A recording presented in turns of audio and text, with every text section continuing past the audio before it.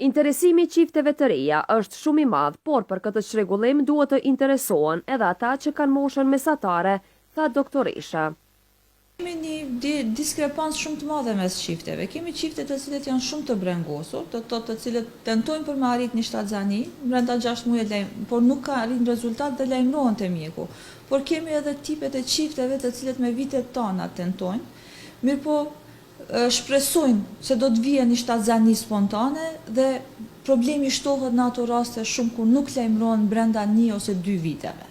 Do të ka raste ku kalojnë mbi 5 vite apo 10 vite, nuk janë të informuar, por marrin ndoshta edhe mjekim në regione lokale ku nuk kanë mjekim të duhur dhe lajmërohen në një stad shumë të vonshëm të mjeku ordinar, kushdo që të jetë, po një ginekolog i cili është i subspecializuar në këtë fushë.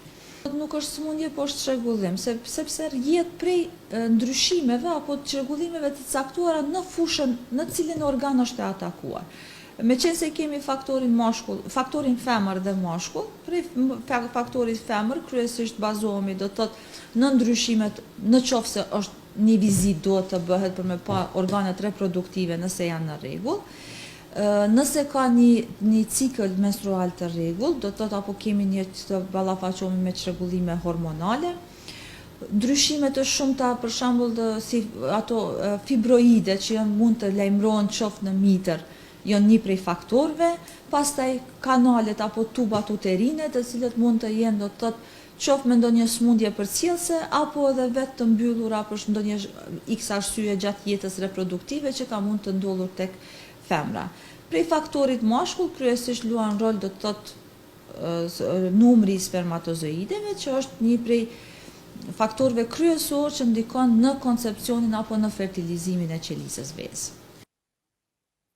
Në botë ka shumë raste që trajtohen dhe pasaj kanë sukses, kurse këtu në Kosovë, për shkak të mentalitetit, shumica rasteve për fat të keq ende shkojnë jashtë Kosove, e ku mund të trajtohen edhe këtu në Kosovë, ose edhe në ordinancën tonë porositi ajo.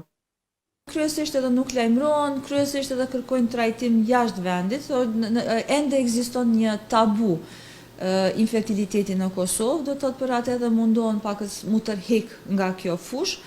Megjithëse në botë 15% e popullatës botërore ballafaqohet me probleme të infertilitetit. Do të thotë kur në qoftë se shndrojmë në një numër i bën diku mbi 48 milion të popullatës çdo vit po flasim.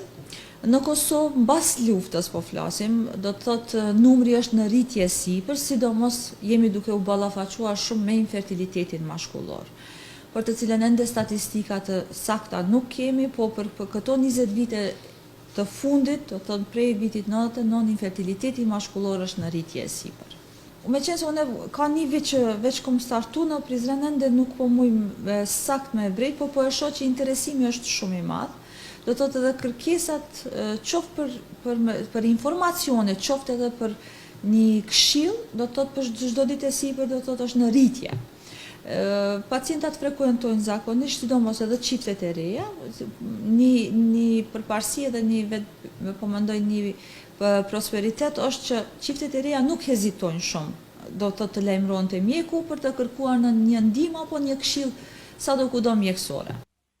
Kurse porosia doktoreshës është se të gjithë ata që deri në moshën 35 vjeçare këtë problem e shohin brenda një muaji të lajmërohen, e ata mbi moshën 40 vjeçare pas 6 muajve mos suksesi për një shtatzani duhet të lajmërohen menjëherë, sepse infertiliteti nuk është sëmundje, është një çrregullim dhe mund ta lumturojë jetën në familje. Se hezitojnë të lajmërohen te mjeku, është një porosia ime e thjesht në qoftë se dyshon se kanë diçka probleme. Nuk është infertiliteti tabu, nuk është infertiliteti smundje, po ndonjëherë një këshill apo vetëm një orientim mjafton për çiftet e reja të cilët planifikojnë të kenë fëmijë në ta. Në qoftë se për një vjet kanë marrëdhënie të rregullta, të pandërprera, një çift, por nuk vjen deri te shtatzania, duhet të lajmërohen te mjeku, i cili mirret me problemet të infertilitetit. Është njëra prej kritereve kryesore.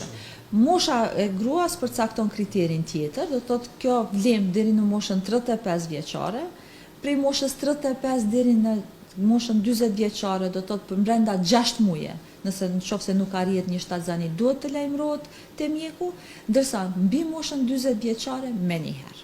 Tani kjo bëhet edhe në Prizren në rrugën Gjem Kosivari numër 6. Ndërto me prodhime vendore.